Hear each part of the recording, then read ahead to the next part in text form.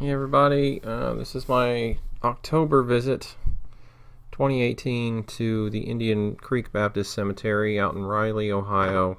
It's a great scenic, it's a beautiful cemetery to go visit. Definitely some 150-year-old stones to go check out, and just a cool spot to maybe you could wear a costume and please be respectful of the grounds. It's a historic area, and get some cool pictures, kind of like I did. This is me. I had both my new digital camera, my $40 digital camera, and my phone. And I'm starting to wonder if my phone has a better camera and better sound capabilities than my camera. I guess the life lesson there was to use a expensive camera as the right camera. Anyway, so here I am. I'm entering the town of Reily. How much my shots are bad because I wasn't paying much attention to my camera as the road, and how much is just the camera, I don't know, and how much the video will look better in the end. Sometimes I've noticed that when I finally post these, the video picture is much clearer than my preview that I have in my program. These houses look scary, so I took a picture of them, and then I got myself about to the edge of town here, and this was a good shot where the sun was hitting the trees and the colors were really nice as I'm about to make my way towards the cemetery. As I'm doing that, I am passing by the Springdale Cemetery that I also visited in this summer. It was cool to see the tree colors there. It's looking nice there as well. It's another cemetery if you feel like taking a stroll. There are some older stones there, and the cemetery actually still is in use. So there are some modern stones there as well.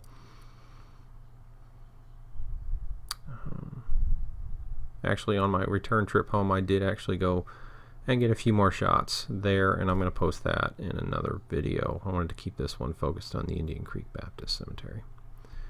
The sun broke through the clouds, and I had a good picture of the trees, and so I did that. Felt a little bit like driving through the East Coast this time of year, so that's nice. We have decent colors this year for sure. And driving with my son yesterday to his aunt's house was nice, and getting to see them there too. I'm almost to the site now. As I can tell by my GPS is letting me know I'm only 450 feet away from the cemetery, and here I am. I've arrived, and I'm out of my car, and I saw how my shadow was all stretched out when the sun hit it, and I'm like, gotta get a picture of that. I had my foam sword tucked behind my coat and shirt behind my back, and that's the thing sticking out of my head. There's a post there of some events that they've done in the past and some future events that Metro Park sponsors, including some events they do at the church and cemetery sites still. Check those out. Check out the website. Here's where the Castlevania 1 intro music should be playing, since the scene is similar to it. Check out those trees. Check out that path. How cool is that? Here I am with, I just noticed the yellow leaves on the ground, the sun hitting them gave a golden hue, so I took a picture. Hopefully the picture looks good in the final video. Here I am once again, making my way up the hill. There's the flag, once again, as I'm seeing it in October versus the summer. The colors are great, the trees look awesome, the atmosphere is great. There's a lot of wind blowing. That's a stone. I'm not sure I took a picture of it in the summer, but here it is again if I did.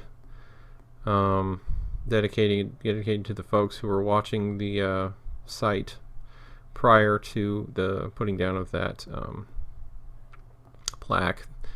That's my shield, my super expensive plastic resin shield that I bought that mimics the Alucard shield from Castlevania Symphony of the Night, looking awesome against the tree.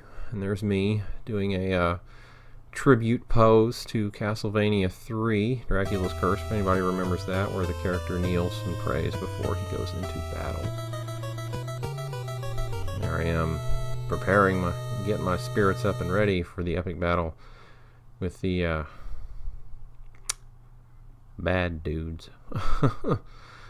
With the undead hordes that I'll have to deal with. Now, here I am in battle with something. or nothing. Striking out with my foam sword while protecting myself with my resin shield. There I am. I've spotted a tombstone that looks like the one I've been looking for. One that looks like one from the Castlevania 2 and Super Castlevania 4 series, Dracula's tombstone. I must go to it and get an awesome picture. There's the first awesome picture. Technically, this happened before I left, but I decided to put this picture before that. This is the one that looked the most like the one from the game. So I got it. I put my sword and my shield up against it. Got a couple of pictures. I thank the lady who was buried there for letting me use the stone for my pictures. Tried to offer some thanks to those who were there. There I am kneeling before the stone, sort of like Simon did in Castlevania 2 when he's suffered egregious wounds after his second battle with Dracula again. There's an angled shot of my sword and shield against the stone there that I like so much. It's now my current cover photo on my Facebook. Just that fence looks classic, and there I am raising my sword in victory as I enjoy the atmosphere around me. So that was cool. I'm glad I got to do that. Okay, these are more shots of just the sort of cemetery at large. You can see all the stones, or most of them, and the trees and all that. And hopefully this was a good shot. It doesn't look great right in this picture. This is probably one I took with my phone. So there's another shot. Sun kind of got hidden behind a cloud, so it got a little grayer.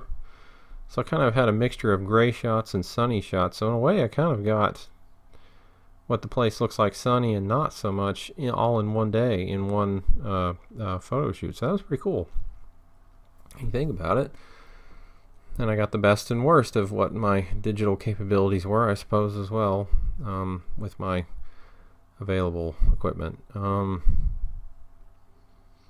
I hope somebody who's a serious historian has done a thorough documentary of every stone there, and you have good pictures. I want to say a couple of them have gotten broken since I came in the summer, even. People try to be respectful. This is a historical site. It's here, and then when it's gone, so let's try to take care of it so people can enjoy it. Goofy people like me who are respectful and take their goofy pictures and leave the place and thank the dead for their playing along with my silliness, and go home in peace. Good stretchy shadows there with the sun there, so I had to get that picture. That one was with the phone, so that one will probably look good in the final video. There's another one where the sun comes out, the place turns gold. Pretty cool. Check out that fence on the bottom right there. It's just classic, awesome Gothic look to it. There's a family plot there. There's the flag there next to the church, and the family plot there again, and the sun shining through.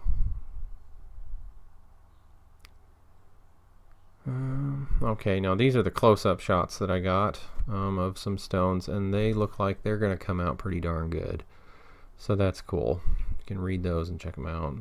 I didn't take a picture, like I said, I didn't do every stone. I did a few choice stones that I thought, like the shape or the artwork on the top above the name or something like that, and the writing was very clear and you could see who it was, and things like that. So that was cool. And you can see how short these people's lives were. Or you can see how long. Some of them did live long, into their 80s. This guy was born the year that the country got its independence. So these people were like, I don't know, second generation Americans or whatever. Joshua Harris. Fortunately, my preview won't let me read it, but I'm sure it probably looks better. It'll look better in the final. And then once again, I checked on the Unknown Pioneers stone. No Daddy Longleg on there today, unfortunately. Check out my other video I did back in the summer for that. There were Daddy Longlegs all over the place there then. But all the bugs have gone to warmer conditions, I guess. There's a close-up of it. I want to say that Daddy Longleg was spread on the N in unknown. He was all spread out. He was awesome. Great pose.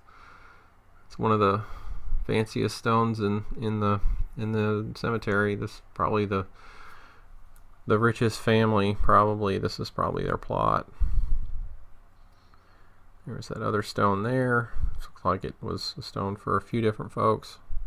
Family plots will have stones where each side has a person buried to it. That's probably what that was.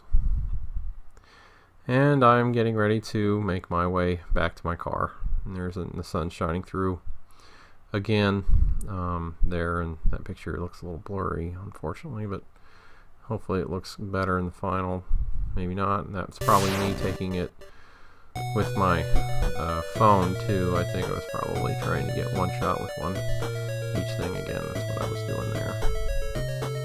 It's a little gray in that one, but I'm making my way down to the car and heading back.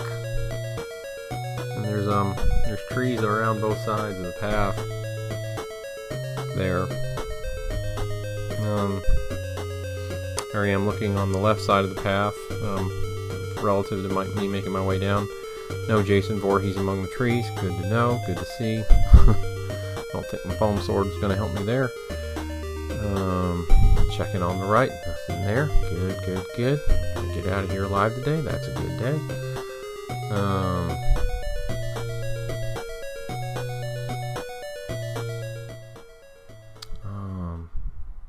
And I did take this shot of myself, and I thought, man, that reminds me of a character, Simon Belmont from Captain N, the old Nintendo cartoon.